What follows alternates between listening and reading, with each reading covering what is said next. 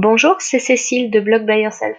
Aujourd'hui, je vais te montrer comment j'utilise Trello pour mon blog et comment toi aussi, c'est un outil qui pourrait être utile pour gagner du temps et ne pas perdre d'idées d'articles, par exemple. En fait, Trello, c'est un outil qu'il faut imaginer un peu comme un grand tableau sur lequel tu vas épingler tes idées, les classer, un peu comme des post-it. Par exemple, voilà un peu la structure de base, j'ai envie de dire, pour un blog. Une colonne avec tes idées d'articles, une colonne avec tes articles en cours de rédaction, une colonne avec tes articles déjà publiés mais sur lesquels il y a encore des interventions à faire, par exemple partagés sur les réseaux sociaux, et une colonne pour les articles pour qui tout est fait, mais que tu pourrais repartager plus tard. En fait, ça c'est les anciens articles. Et puis une colonne checklist, je vais te montrer son utilité ensuite. Alors pour ajouter une colonne, c'est facile, en fait, ça s'appelle des listes. Ajouter une liste, on ajoute le titre, on enregistre, et puis dedans, donc chaque petit rectangle blanc là, ça s'appelle une carte. Donc on ajoute une carte, article 7, hop, ajouter, article 8, donc voilà, c'est pas plus compliqué que ça sur la base. Je vais pas te faire un tuto complet, mais c'est pour te montrer vraiment l'utilité et la facilité d'utilisation. Donc ces petites cartes, tu peux les déplacer très facilement. Voilà, mettons que tu as eu des idées d'articles, hop, comme ça. Voilà, ça, tu peux les dépasser donc facilement. Tu as rédigé ton article ou il est en cours de rédaction, tu le passes là. Ça y est, il est publié, mais il te reste des partages à faire. Ça y est, tout est partagé, tout est bon, tu le mets ici. Donc ça, c'est très très simple. Ce qui est très très utile, c'est qu'on peut ajouter, quand on clique dessus, en fait, ça s'ouvre. On peut écrire un commentaire, on peut ajouter un lien, une pièce jointe. Si tu as des choses à ajouter, ça te garde tout l'historique de ce que tu as fait sur cet article, mais si tu as un lien parce que c'est un article qui va faire référence à d'autres articles, si tu as déjà quelques idées, tu peux ici ajouter ce que tu as à dire et puis tu le retrouveras facilement. Tu peux y ajouter des étiquettes. Alors, j'en ai préparé deux déjà, mais des petites étiquettes de couleurs pour te dire tiens, ça va. Moi, je les utilise pour marquer mes articles selon la rubrique où ils vont, mais ça peut être utile autrement, des petits codes couleurs comme ça. Et puis tu peux ajouter une échéance, te dire cet article-là, je le verrai bien, hop, pour la semaine prochaine. Et voilà, donc là tu vois, ça apparaît pour le 20 septembre, l'étiquette, le commentaire. Tu peux faire ça pour tous tes articles. Mettre des échéances, même du coup si c'est très loin, tu as une idée d'article pour Noël, et tu te dis tiens, ça serait bien que 3 semaines avant Noël je publie un article, paf, il n'y a qu'à le mettre, ça sera pour ta deuxième rubrique. Voilà, donc ça c'est très très simple et ça te permet de voir très facilement d'un seul coup d'œil. Et l'avantage c'est que, alors si tu vas ici, tu peux activer plein de petits plugins, tu actives le calendrier. Et quand tu vas sur ton calendrier, voilà, tu vois tes articles où tu les as mis. Donc l'article 6 qui est là, l'article 7 ici, l'article 8 là.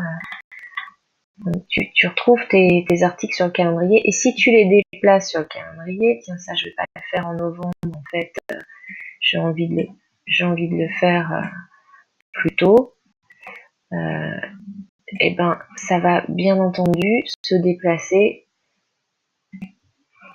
là, voilà. Les dates ont changé ici. Les deux, ça se fait en même temps. Tu peux travailler qu'à partir du calendrier. Moi, c'est essentiellement comme ça que je travaille. Tu cliques, ça rouvre ta petite carte. Et ensuite, la deuxième chose qui est très très utile, c'est les checklists. Alors les checklists, donc on revient là. En fait, par exemple, moi j'ai repris les checklists que je donne aux abonnés à ma newsletter sur Blog by Yourself. J'ai repris mes checklists avant-après.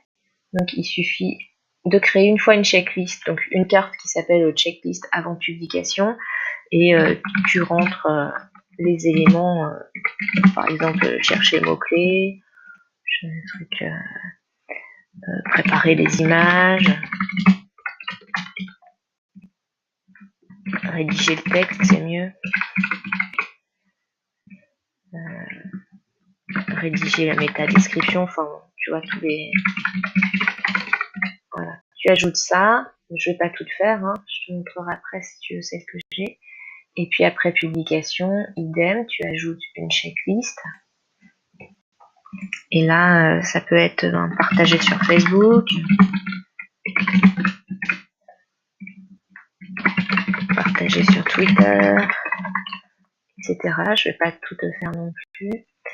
Et quand ton article, donc tu as une idée d'article, tu commences à la rédiger, tu la passes ici. Elle est publiée, tu la passes là.